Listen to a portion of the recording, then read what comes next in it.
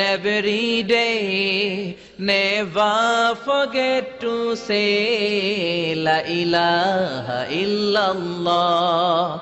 Never forget to say La ilaha illallah. Never forget to say La ilaha illallah. When you're walking down the street, use your time and repeat and say in every heartbeat La ilaha illallah. When you're walking down the street, use your time and repeat and say in every heartbeat La ilaha illallah. লিল্লাহি তাকবীর। আল কোরআনের আলো, আল কোরআনের আলো। আল্লাহ মহান আল্লাহ সুবহানাহু ওয়া তাআলার দরবারে লাখো কোটি শুকরিয়া জানাচ্ছি যে এই চমৎকার সৃষ্টি ডক্টর মিজানুর রহমান হাফিজাহুল্লাহ এক নজরে কোরআন এট এ গ্ল্যান্স অফ হোলি কোরআনের শুভ উদ্বোধন আমরা পর্যবেক্ষণ করছি। আজকের এই চার দেয়ালের ভেতরে এই অনবদ্য সৃষ্টিটি সারা পৃথিবীর বাংলা ভাষাভাষীদের হাতে পৌঁছবে, এটিই হচ্ছে আমাদের আশা এবং প্রত্যাশা। আমরা অনেক অনেক মোবারকবাদ জানাচ্ছি এই আয়োজনকে রাঙিয়ে তুলবার জন্যে নিজেদের সময়কে স্যাক্রিফাইস করে যারা এসছেন। অনেক অনেক শুভকামনা আপনাদের সবার জন্যে। মাশা আল্লাহ, জাযাকাল্লাহ, হায়াকাল্লাহ, বারাকাল্লাহ। অনেক অনেক ধন্যবাদ সম্মানিত অতিথি আপনাদের। বিসমিল্লাহ ওয়াসসালাতু ওয়াসসালামু আলা রাসূলিল্লাহ ওয়া বা'দ।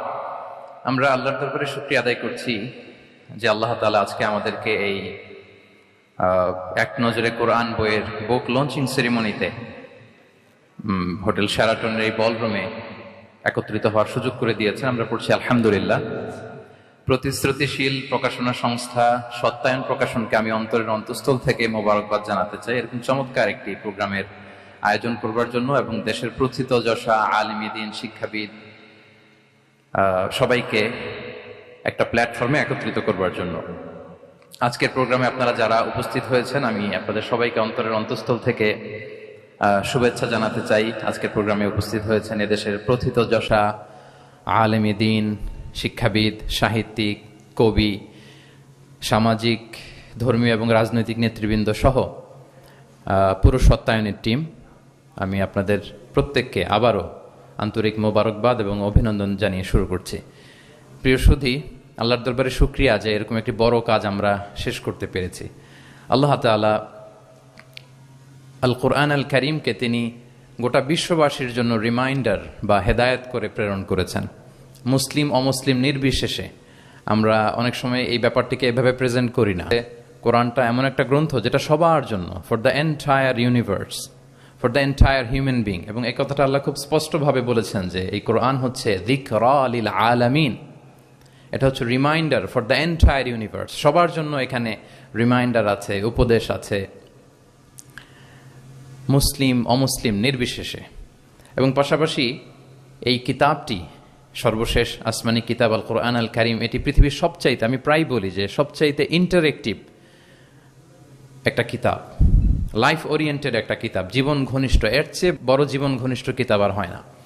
আমরা যদি অন্যান্য আসমানি কিতাবের সাথে কোরআনকে একটু কম্পেয়ার করি, আমরা দেখব যে অন্যান্য সব আসমানি কিতাব একবারে নাজিল হয়েছে। আপনারা ব্যাপারটি হয়তো অনেকেই জানেন যে তাওরাত, ইনজিল, জাবুর থেকে শুরু করে সুহুফ ইব্রাহিম ও মূসা, এ সবগুলো একবারে কাঠের ফলকে করে একবারে নবীর হাতে দেয়া হয়েছে। যে এখানে কিছু আদেশ আছে, নিষেধ আছে, ডুজ এন্ড ডোন্টস, কিছু নির্দেশিকা একবারে দিয়ে দেওয়া হয়েছে। কিন্তু কোরআন হচ্ছে একেবারে ব্যতিক্রম, একবারে আসেনি। 23 বছরের একটা লং পিরিয়ড অফ টাইমে এসেছে। রাসূল সাল্লাল্লাহু আলাইহি ওয়াসাল্লাম ওনার জীবনে, সমাজে, পরিবারে, রাষ্ট্রীয় পরিমণ্ডলে যখনই কোনো সংকটের মুখোমুখি হয়েছেন তখনই সমাধান হয়ে হাজির হয়েছে কোরআন। তিনি পরিবারে সংকটের মুখোমুখি হয়েছেন, কোরআন এসেছে। ফ্যামিলি অ্যাফেয়ার্স নিয়ে চাপে আছেন, কোরআন এসেছে। মদিনার বাজারে কিছু নিয়ে ডিল করছেন, সমস্যা, কোরআন নাজিল হয়েছে। যুদ্ধের ময়দানে কোরআন নাজিল হয়েছে। তিনি পাহাড়ে চড়েছেন, পাহাড়ের উপরে কোরআন নাজিল হয়েছে। মক্কায় নাজিল হয়েছে, মদিনাতে নাজিল হয়েছে, মরুভূমির মাঝখানে নাজিল হয়েছে। মানে যেখানে সমস্যা সেখানে কোরআন। প্রবলেম সলভিং মেথডোলজি নিয়ে। এজন্য 23 বছরের লম্বা সময়টা লেগেছে। এজন্য এটা খুবই লাইফ ওরিয়েন্টেড, জীবন ঘনিষ্ঠ, ইন্টারেক্টিভ একটা কিতাব। মানুষের সাথে খুবই ইন্টারেক্ট করে কোরআন। যেখানে আমাদের সমস্যা ওখানে কোরআন এসেছে। এবং এটাকে আল্লাহ তাআলা ক্রাইটেরিয়ান বলেছেন এই কোরআনকে, আল ফুরকান, অর্থাৎ the criterion two differentiate between right and রং, সত্য মিথ্যার মধ্যে পার্থক্য করে দেয়। ইউফারিকু বাইনাল হাক্কি ওয়াল বাতিল। আমরা কোরআনের লেন্স দিয়ে যদি দুনিয়া পরখ করি তাহলে কোনটা সত্য কোনটা মিথ্যা খুব সহজে বুঝতে পারবো, দিবালোকের মতো স্পষ্ট হয়ে যাবে। সো এই জন্য কোরআন স্টাডি করা, কোরআন পড়া, কোরআনের সাথে আমাদের সম্পর্ককে মজবুত করা, এদিকে যেন আমরা একটু যত্নবান হই। এই ছোট্ট একটি রিমাইন্ডার দিয়ে আমি আমার মূল কথা শুরু করছি। প্রিয় সুধী, এক নজরে কোরআন নামে যেই নতুন গ্রন্থটি প্রকাশিত হলো, আপনাদের সামনে সবার সামনে শোভা পাচ্ছে। আমরা কি করেছি এই বইতে একটু করে আপনাদের সাথে শেয়ার করতে চাই। এখানে বেসিকলি আমি কোরআনের 114 সূরার, কোরআনের 114টি সূরার সার নির্যাসকে নিয়ে এসেছি। The cream of the creams এখানে পাওয়া যাবে। সিনোপসিস অব দ্য এন্টায়ার কোরআন। পুরো কোরআনকে যদি সামারি করা হয় বা কোরআনের কি ফ্যাক্টগুলোকে যদি নোট ডাউন করা হয়, ওইটাকে যদি সুন্দর করে ডিজাইন করে সাজানো হয়, তাহলে যেটা হবে সেটাই হচ্ছে এক নজরে কোরআন। এই কাজটা আমরা করার চেষ্টা করেছি। এবং এই বইতে কোরআনের তথ্যগুলো, মেসেজগুলো আমরা খুব সহজ ঝরঝরে বাংলা ভাষায়, যেটা পড়তে কষ্ট হবে না বা বোরিং ফিল হবে না, একাধিকবার সম্পাদনা করে করে এটাকে পলিশড করে একটা ঝরঝরে বাংলায় আমরা উপস্থাপনের চেষ্টা করেছি। এবং সবচেয়ে মজার ব্যাপার হচ্ছে কোরআন নিয়ে এই ধরনের কাজ খুব কম। কোরআনের যে কোর মেসেজগুলো, এগুলোকে ইনফোগ্রাফি দিয়ে ফুটিয়ে তোলা হয়েছে। ইনফোগ্রাফিতে আমাদের একটা আকর্ষণ থাকে, দেখলে সহজ লাগে, বুঝতে খুব সহজ লাগে, এবং পাঠকদের সুবিধার্থে ছক বিন্যাস করে কোরআনের মেসেজগুলো এখানে আমরা উপস্থাপনের চেষ্টা করেছি। তো আমি আশা করি যে এই বইটি আপনাদের সকলের, যারা মাদ্রাসা ব্যাকগ্রাউন্ডের কিংবা জেনারেল ব্যাকগ্রাউন্ডের, সকলের উপকার হবে। আর কারো উপকার হোক বা না হোক, আমার খুব উপকার হবে। আমার আজীবনের জন্য একটা নোট হয়ে গেল। আমি ভেবে দেখলাম যে আমি তো তাফসির করতে হয়, ফলে এখন থেকে আমি যে কোনো সূরার তাফসির করার আগে আমি একবার রিভিশন দিয়ে যাব এখান থেকে। মানে আমার জন্য একটা আজীবনের কাজ হয়ে গেছে। সত্যায়নকে আমি আবারও ধন্যবাদ জানাতে চাই যে আমার তাফসির প্রোগ্রামের যেই হোমওয়ার্ক বা ম্যাটেরিয়াল রেডি করা, এটা ওনারা সহজ করে দিলেন এই কাজের মধ্য দিয়ে। তো আমি বোধ করি এবং বিশ্বাস করি আমার যেহেতু উপকার হবে, আমাদের বক্তা ভাই যারা দাঈ ইলাল্লাহ, খতিব, ইমাম, আলিয়া মাদ্রাসা কিংবা কামি মাদ্রাসার শিক্ষক, ছাত্রবৃন্দ, সবার এই বইটা বেশ উপকারে আসবে বলে আমি বিশ্বাস করি এবং আল্লাহর কাছে কামনা করি। কোরআনের শিক্ষাকে যে বিভিন্ন অ্যাঙ্গেল থেকে দেখা যায়, বিভিন্ন অ্যাঙ্গেল, হাজারো অ্যাঙ্গেল থেকে কোরআনকে স্টাডি করা যায়, তারই বেসিকলি একটা ক্ষুদ্র প্রয়াস হচ্ছে আমাদের এক নজরে কোরআন। আপনারা একটু পাতা উল্টালি সেটা বুঝতে পারবেন।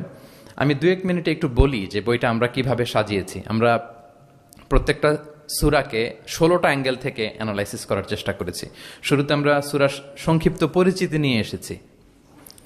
এটা অনেক জায়গায় দেখা যায়, আপনারা দেখবেন বিভিন্ন তাফসিরে, বিভিন্ন গ্রন্থে এটা পাওয়া যায়। আমরা এটা নিয়ে এসেছি সূরার সংক্ষিপ্ত পরিচিতি। এখানে সূরা কোথায় নাজিল হয়েছে, কখন নাজিল হয়েছে, সূরার আয়াত সংখ্যা কত, এই সূরার নাম, নামের অর্থ কি, এই নামের নেপথ্যের গল্পটা কি, পেছনের রহস্যটা কি, এই সূরার আবার যদি অন্যান্য অনেকগুলো নাম থাকে সেগুলো এক্সপ্লেইন করা, এটা আমরা নিয়ে এসেছি। আমরা প্রত্যেকটা সূরার শানে নুজুল উল্লেখ করেছি সহিহ হাদিস থেকে, তাফসির গ্রন্থগুলো থেকে রেফারেন্স দিয়ে। এবং প্রতিটা সূরার যে ভার্চু আছে, ফজিলাত, সেটা আমরা উল্লেখ করেছি সুন্নাহর ভিত্তিতে। পাশাপাশি মজার ব্যাপার হচ্ছে প্রত্যেকটা সূরার শুরু এবং শেষের একটা সম্পর্ক আছে, যেটা আমরা অনেকে ধরতে পারি না। আল্লাহ কিন্তু র্যান্ডম কিছু বলে দেননি কোরআনে, সবকিছুর একটা কানেক্টিভিটি আছে। সো সূরার শুরু শেষের সম্পর্কটা কি, সেটা আমরা একটা সাব পয়েন্টে এনেছি। পাশাপাশি এই সূরার সাথে এই সূরার আগের সংযোগটা কোথায়, এবং এই সূরার সাথে ডিরেক্টলি এই সূরার পরে যে সূরাটা আসতেছে সেটার সংযোগটা কোথায়, সেটা আমরা এখানে নিয়ে এসেছি। পাশাপাশি সূরার মূল শিক্ষাগুলোকে আমরা কয়েকটা সেগমেন্টে ভাগ করেছি, বেসিকলি 3টা সেগমেন্টে। প্রত্যেকটা সূরার যে মূল বক্তব্য, মৌলিক কথাগুলো আমরা 3টা সেগমেন্টে নিয়ে এসেছি, যাতে সেগমেন্টগুলো দেখলেই একজন পাঠক, একজন শিক্ষার্থী সহজেই শিক্ষাগুলোকে আত্মস্থ করতে পারে। তারপরে গতিপথ নামে আমরা, এগুলো হচ্ছে আমাদের ইউনিকনেস, এরকম দেখা যায় না। প্রত্যেকটা সূরার মধ্যে গতিপথ নামে একটা টাইটেল আপনারা পাবেন। আপনারা জানেন যে কোরআনের কথাগুলো প্রায়ই আলোচনার মোড় চেঞ্জ হয়। আল্লাহ হিস্ট্রি দিয়ে শুরু করেন, হিস্ট্রি বলতে বলতে হঠাৎ আল্লাহ আবার জান্নাতের ভেতরে ঢুকে যান, জান্নাতের পরপরই আবার জাহান্নামের কথা বলেন, এরপরে আবার কিছু ডুজ অ্যান্ড ডোন্টস, কিছু ইনস্ট্রাকশন। তো সাধারণ মানুষের এই ডটগুলো কানেক্ট করতে একটু সমস্যা হয়। উই কানেক্টেড দ্য ডটস, গতিপথ দিয়ে আমরা বুঝিয়েছি যে কখন কোথায় আলোচনার মোড় নিয়েছে, একটার পর একটা কিভাবে আসলো, এই সিকোয়েন্সটা আমরা গতিপথে উল্লেখ করেছি। এরপর আমরা ওভারভিউ রেখেছি একটা পয়েন্টে। ওভারভিউ হচ্ছে সূরার আয়াত ভিত্তিক বা রেঞ্জ ভিত্তিক এই সূরাতে কি নিয়ে আলোচনা করা হয়েছে তার সার নির্যাস। সূরা যত বড় হোক 10টা কলামে আমরা নিয়ে এসেছি। যেমন সূরা বাকারা অনেক বড় সূরা, 286টা আয়াতের সূরা, কিন্তু 10টা কলামে যদি আপনি দেখেন এন্টায়ার সূরা বাকারাতে কি আছে সার নির্যাস আমরা এখানে উল্লেখ করেছি।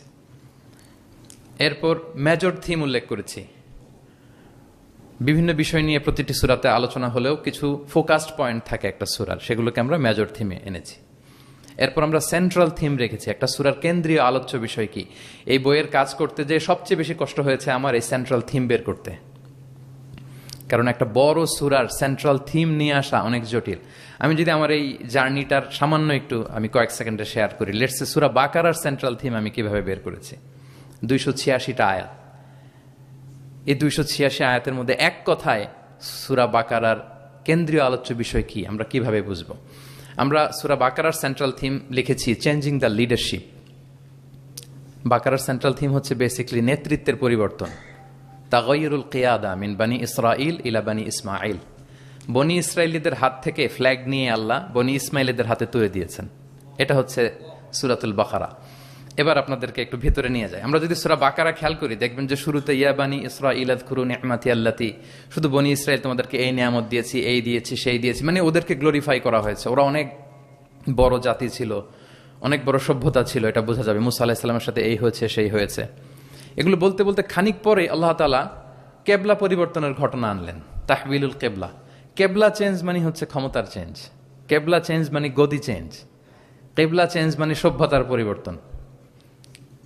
এই কেবলা চেঞ্জের পরপরই দেখবেন এই উম্মার কথা শুরু। নামাজ, রোজা, জাকাত, অনেক নির্দেশিকা, ডুজ অ্যান্ড ডোন্টস। তার মানে ওই সভ্যতার পতন সেখানে হয়েছে, নতুন এক সভ্যতার উত্থান এখানে হয়েছে। Changing the leadership. আমরা জানি যে অ্যাব্রাহামিক ফেথ যে আমরা বলি, 3টা ধর্ম, ইসলাম, জুডাইজম এন্ড ক্রিশ্চিয়ানিটি, এই 3 ধর্মের গোড়া যে মিলেছে ইব্রাহিম আলাইহিস সালামের এখানে, তাই তো? ইব্রাহিম আলাইহিস সালামের 2 সন্তান, ইসমাঈল আলাইহিস সালাম, ইসহাক আলাইহিস সালাম। এটাকে যদি আমরা ইসমাঈল ধরি, এটাকে যদি ইসহাক ধরি, তাহলে দেখেন এই ইসহাক আলাইহিস সালামের চ্যানেলে দুনিয়া সব নবীরা এসেছে। সব নবী বলতে আমি বেশিরভাগ বুঝাচ্ছি, অলমোস্ট 99% নবী এই চ্যানেলে এসেছে। কিন্তু ইব্রাহিম আলাইহিস সালামের আরেক সন্তান ইসমাইলের চ্যানেলে কোনো নবী নেই, এটা নবী শূন্য একটা চ্যানেল। এবং সব নবীরা তাদের উম্মতের কাছে বলতো যে সর্বশেষ একজন নবী আসবে যিনি হবেন সবার সেরা, শ্রেষ্ঠ নবী। তো যেহেতু হাজার